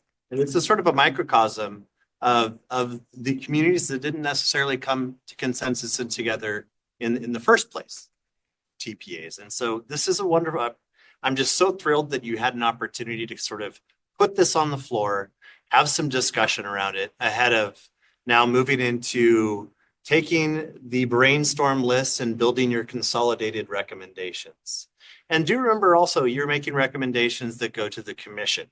And the commission has that check and can provide feedback to you as well. So there is that dialogue with the commission. So I'm just going to frame out this next phase of development, or this next activity, and then we'll have a 10-15 minute break, and then we will transition into the breakout rooms, virtual and physical breakout rooms. So let me stop to say this. There's going to be a change this time. We have asked a team of staff. Staff, could you raise your hands? Just so. Yay. Okay. We have a team of staff that have expertise in different areas related to the recommendations.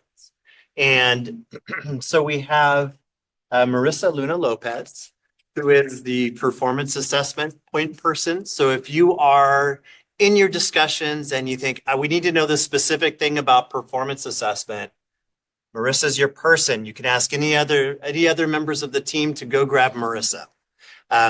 We have 2 data folks with us today. We have Fifi, who you have met, and then we also have Kristen Calderon over here. And so if you have questions about the data systems that are currently in place or were in place 5 years ago, and or you just have questions in those areas, those are your folks. And if they're not in the room, you can go grab them or send one of the other staff to get them. And then we have representatives. We have Miranda, Cheryl, and Aaron from for professional services that can speak to accreditation in depth. And they can kind of help you out with questions about nuts and bolts. And so just so you're aware, the guidance that they have is just enough input, just at the right time, so that the work groups, your hands stay firmly on the wheel. All right. So we ended up with, let me show you the document really quickly that we're going to be working from. For those of you at home, this is linked to the agenda for item 4A. It is the handout number 2, and I'm going to show you it very quickly. It looks like this. For those of you in IRL, in real life, it is in your binder. And what this is this is a lot like the docs that we have been exploring. It has your charge. I love how that was brought back up. It has the focus areas. And then it, again, the recommendation. Oh, sorry. Sorry.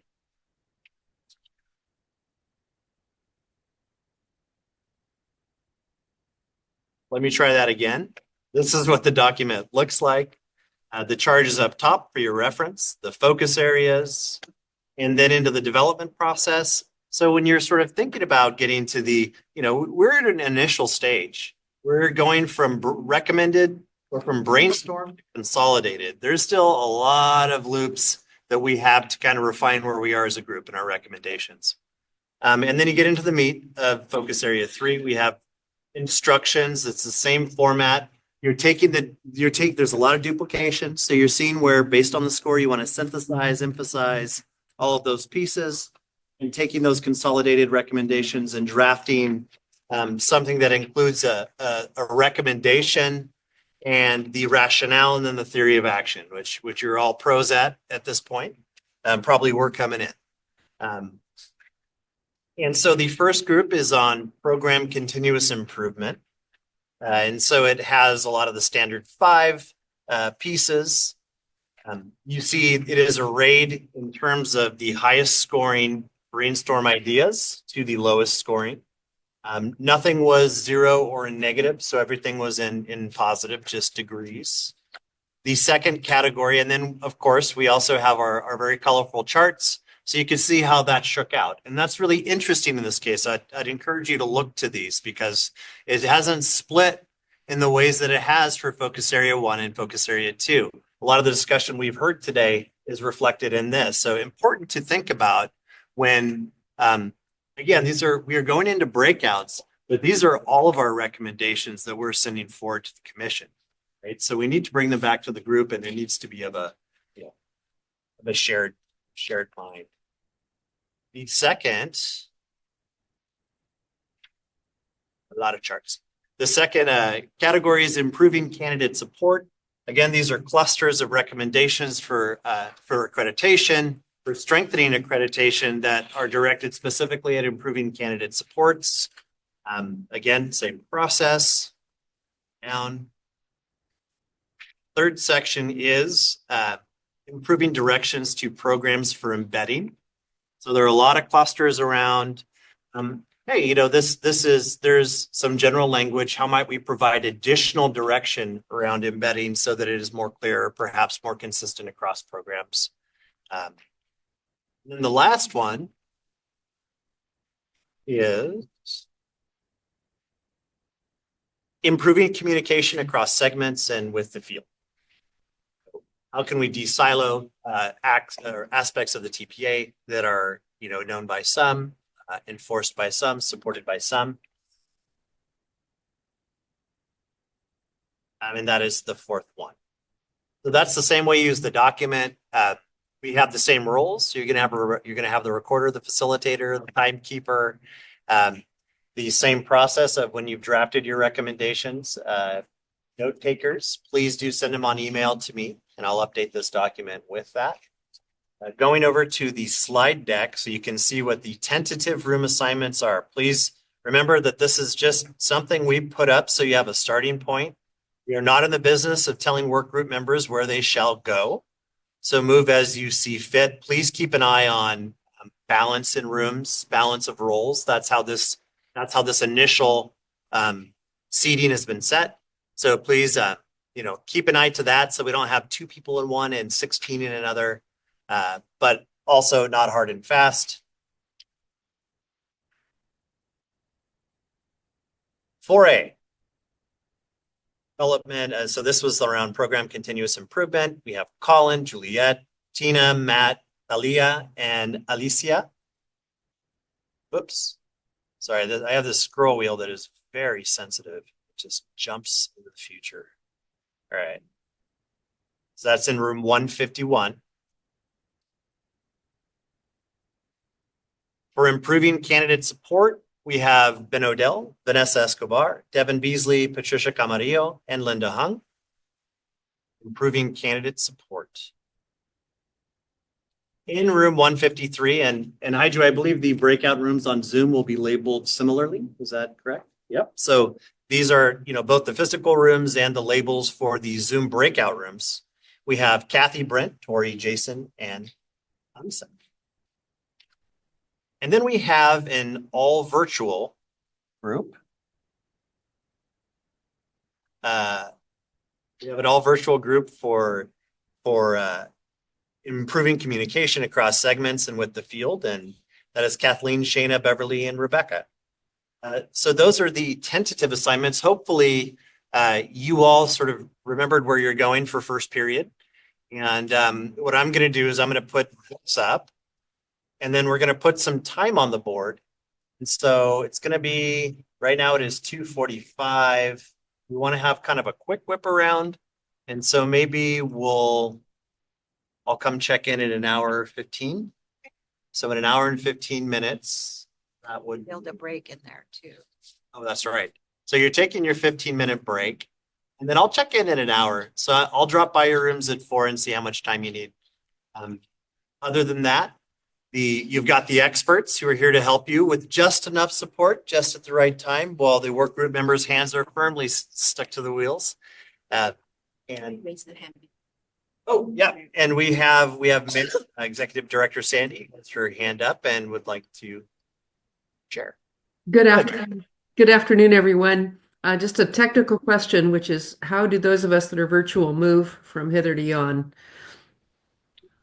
You can go any room that you can. I allow you, the Zoom participant can select any room they go to. Okay. So down in your toolbar, you should see a control for a breakout room once they're opened. And once they're opened, you can drop in. Once they're opened in 15 minutes, right? So this would be a good time to kind of take a break, make some tea.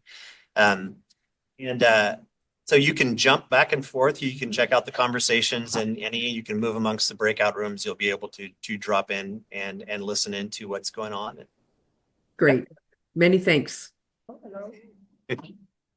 I had serious computer issues while I was in there. I'm madly trying to catch up now. I thought it was supposed to be fast. Not right now. Good one. Hello.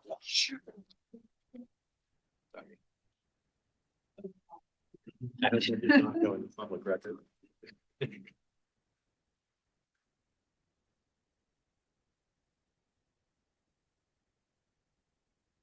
Mine just calls for dinner. That's exactly. What's for dinner? I don't know. I'm not there. That's how I operate. My son's in dinner. What's for dinner? Like, hi, mom. Hey. Like, That's a nice wish. what did you do? How was your day? Like, there's leftovers. There's leftovers. Whatever. Like there's plenty of things for you. It's good of you. Can they hear us? Hello, can you, in the audience, can you hear us in the room okay? All right, we've got some nodding heads, I do, so I think we're going to get started in just a moment.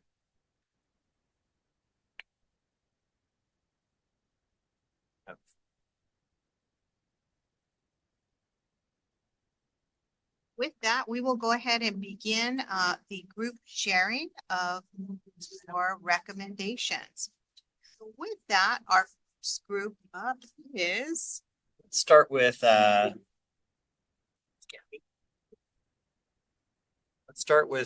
room 152. I think that is sent in from Ben Odell. Oh, Ben. I think delegate to Vanessa, who didn't have a role in our room. An official role. Significant, very significant. No, she was very significant. You just didn't have a title. Was it simple to all the documents up? No.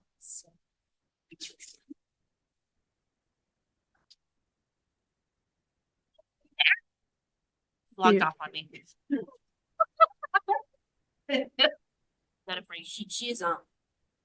Vanessa, would you be willing to share on behalf of your group? I will, sure. Thank you. Okay, so we had very robust conversations, so thank you to everyone. I'm just going to read off, and team, please feel free to interject. We recommend that programs can provide clear, specific feedback without providing answers. This can be provided by any of the educational partners, mentors, faculty, peers. We feel like editing that part of the program standard 5 would be helpful to actually give feedback to the candidates.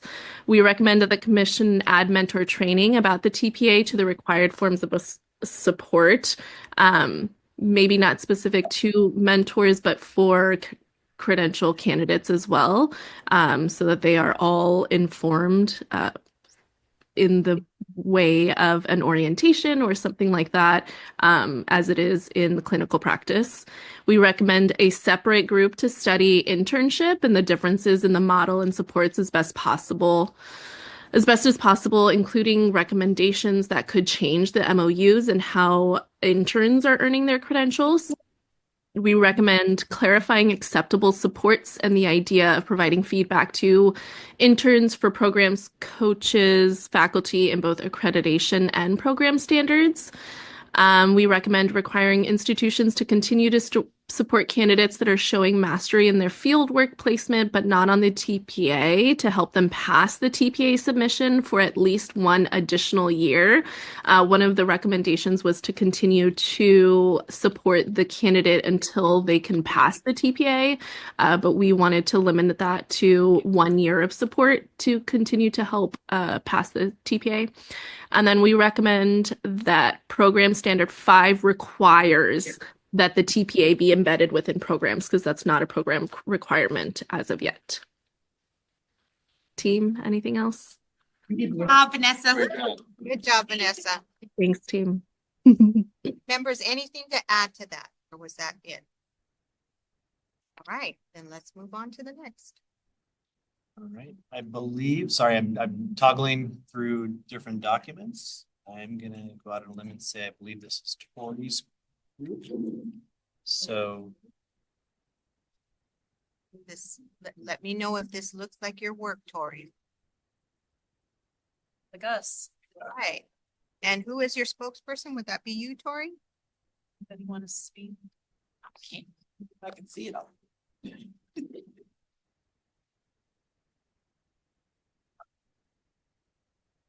Okay. So after some very, very rich discussion, the RDI-TPA Workgroup recommends that program and/or common standards direct programs to monitor and report on the ways in which they are embedding the assessment in both coursework and clinical practice. This recommendation is necessary to ensure that feedback opportunities are provided to candidates throughout a program. Implementation of this recommendation is intended to address this by requiring programs to create key formative assessments and set expected program outcomes so that preparation for and feedback on the TPA is embedded throughout the program. And then our next one, the RDI-TPA Workgroup recommends that programs provide mentor teachers with information, tools, and resources for supporting candidates to successfully complete a TPA.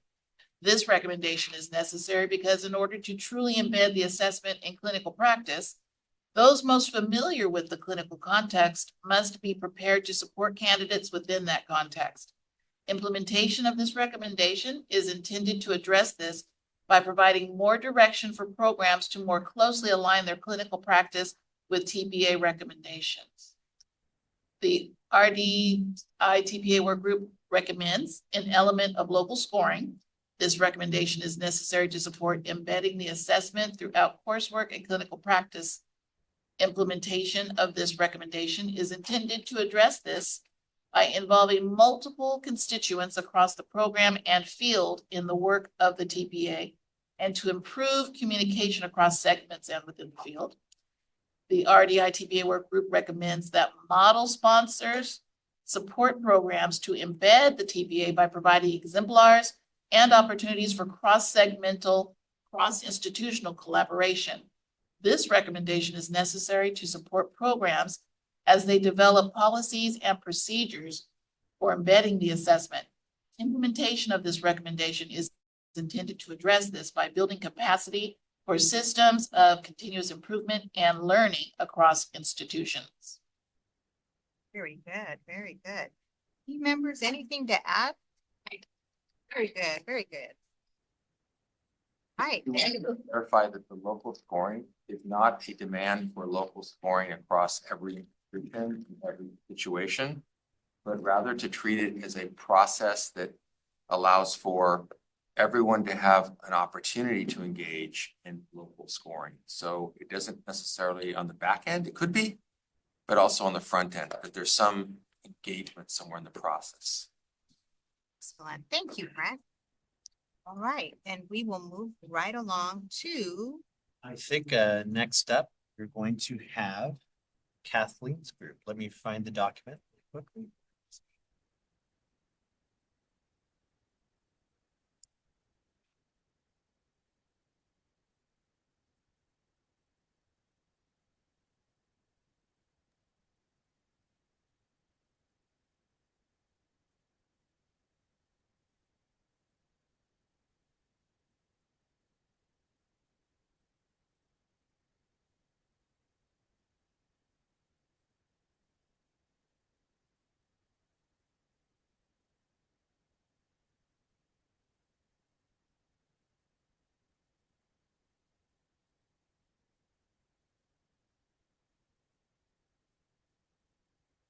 Kathleen's group.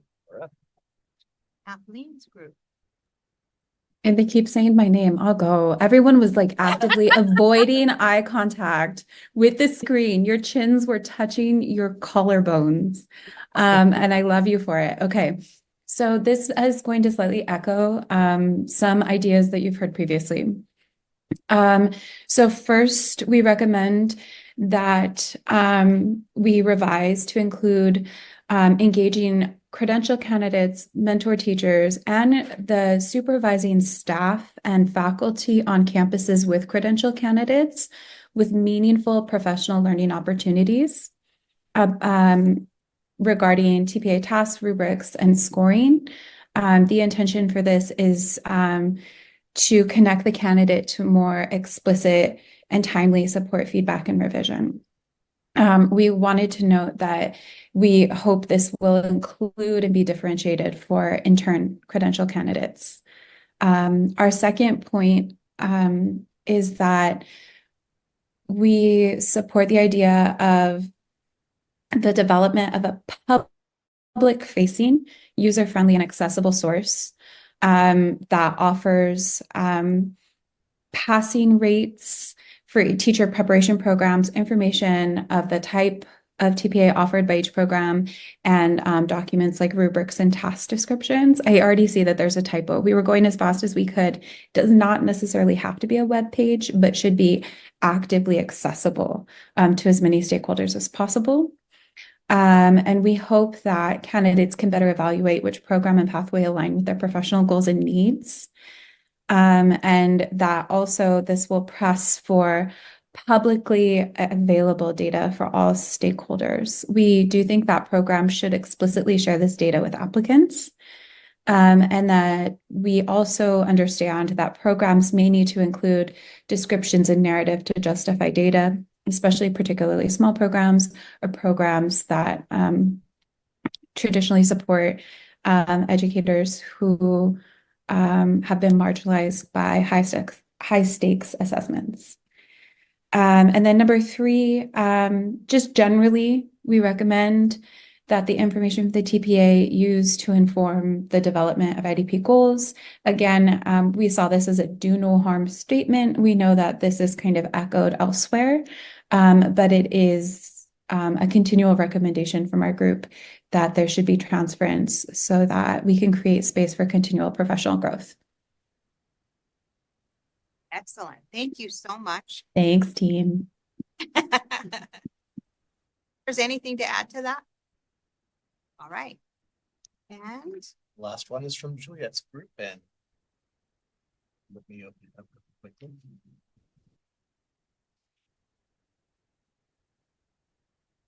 A messy document.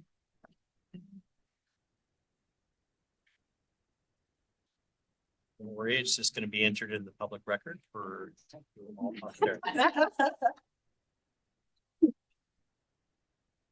You can scroll.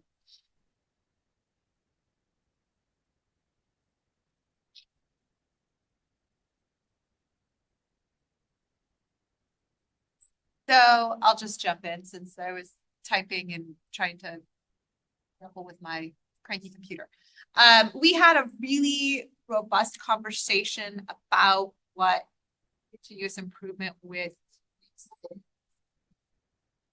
So we said program standard 5A4 to be revised to be more specific about how programs should use data to engage in continuous improvement. Necessary because program data engage in analysis of their program specific data. Actually, I would add in there because we talked, you'll see this in a moment, disaggregated program specific data in order to better understand areas of programmatic strength, areas for growth, and to develop plans for moving forward. So it's much more specific in this part. Implementation of this recommendation would be done by revising program standard 5A4 to state that programs engage course instructors, coaches, and university supervisors, and mentor teachers to analyze disaggregated data, at least by program, pathway, for example, intern, residency, on-campus, virtual, whatever pathways the program has, student demographics, and by task or rubric to identify areas of strength and areas for growth. Required data for analysis would be number of pass or not pass, rubric scores, condition codes, number of attempts. And those data would be analyzed for both areas of strength, areas for growth. And then programs would engage in analysis of student work. Oh, I'm sorry. For both areas of strength and areas for growth, programs should then engage in analysis of student work, being formative TPA assignments to develop improvement plans where necessary. We also said findings should then be triangulated with other sources of data, such as exit surveys, student interviews, program assessments, etc. So we spent a lot of time on that, but then we also talked about, and this kind of builds on what Kathleen was just saying with one of their recommendations. All individuals involved in supporting candidates in their development as teachers, including course instructors, coaches, university supervisors, mentor teachers, need to learn the specifics of the program's adopted TPA model, including understanding specific tasks. Because all individuals who support candidates need to have that well-developed understanding. And so we talked a little bit about what this might look like. I don't know that we came to firm understandings, but we said engaging those individuals in critical collaborative analysis of student work using the adopted TPA model's rubrics.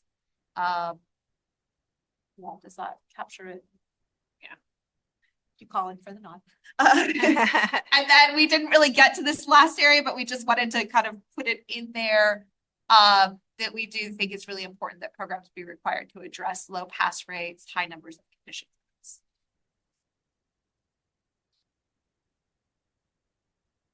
For public comment. Yes. And I just wanted to add, and kind of just thinking about the recommendations, like our group talked a lot about time.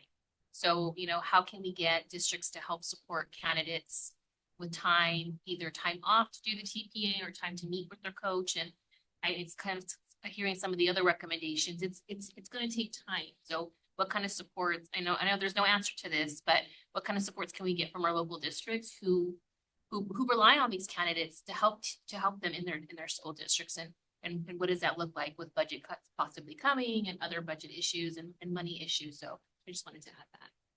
Absolutely. Thank you for that. Any other comments before I open it up to the public? All right. Sorry, I'm trying to find the hand button. Go ahead. Thanks. I just want to say before we're not finalizing things, but that recommendation number 3 that you weren't able to have time to flesh out, I just want to say, I think we're counting on you for that one. So I want to make sure that we don't move forward without that recommendation requiring examining disaggregated data. So that's all. Just thank you very much, and we can't leave it out. I would absolutely agree with you. But as I was reading through that, I realized that we did include as required data for analysis the numbers of pass, no pass, the rubric scores, the condition codes. So I do think we addressed it. We just didn't realize we addressed it. I don't know if other. You mean in the first part? Yeah, it's addressed in the first part. It is, and the numbers of attempts. Explicitly, yeah. Thank you. All right, we will now open for public comment. If there are members of the public that would like to make a comment, please notify the meeting moderator by submitting a request card or by clicking on the raised hand icon if participating through Zoom, or pressing *9 if participating by phone. Public comment is limited to 2 minutes per speaker. Are there any public comments? The public comment period for this item is now closed. With that, we will adjourn. Just thank you. Recess. Wait, before we adjourn, sorry, one other thing, can I just jump in? Who is that? Who is that? Mary Dixie Sandy over here with the deep voice. It's the voice of Mary. I've masked my voice. I've gone into a very dusky stage. Sorry. I avoided colds all through the fall, but now it's winter. Here we go. Anyway, I just want to say again, I was sorry not to be here at the start of your meeting, but again, I find your conversations about all of this work just riveting. I think you are really bringing some important insights to the table. And I really appreciate it. There is very much a dialectic present in this space that I think only sharpens all of our thinking about what is necessary and appropriate in the performance assessment and accreditation spaces. Also, I'm not sure if Marquita Grenoshire, our chair, has had a chance to say hello. I saw that she joined us for our at least the last session. You may have been here earlier too, Chair Grenoshire, but I was not. So this is her first opportunity, I think, to be with you, and I don't know whether you'd like to say hello to the group or whatever. I'd be happy to. Thank you, Mary. I know I'm standing between the group and dinner, so I will just offer my sincere gratitude. I had a chance to listen in for a little bit at the beginning, and then this afternoon I was able to pop in and out of some of the rooms. And I echo what Mary said about this deep and rich conversation that you are all having is going to really help us to improve how we prepare our candidates and our future educators. So I will be with you all day tomorrow. Thank you, and I hope you have a restorative evening. Take good care. Here, here. Thank you, everyone. Thank you. And on that note, we will have a brief overview of our day for tomorrow. Yes, just real quickly, what to expect for tomorrow. So we're going to shift gears. We're going to head back into Focus Area 1. We're going to revisit that. It's been a while. And you're going to be taking your consolidated recommendations and polishing them and moving them to a position to where you feel like they're good to put in front of the commission. We'll be then doing the same task with Focus Area 2. So that's up first in the morning. What did I want to say about that? That's up first in the morning. For the groups, what I'm going to do is I'm going to put up the groups that you were in before, just as a reminder, but then open it up to you. And, again, any recommendation that is created by a group is the property of the whole group. And so if there's something you see and you think, what, I want to go join the other one, and I have some thoughts, please do that. And so we'll be posting that original grouping just for reference. So just plan on that. The documents are in your. The documents are. Tomorrow, Yep. they'll be on your places. Okay. Yep. And so they're online, and we'll be here for you tomorrow. And if you need anything, please don't hesitate to reach out. And I thank you all. And back to you. Wonderful. And now we will recess until tomorrow morning at 8:30. You and have a good day. I'm sending you a slightly. 1 minute early, Brent.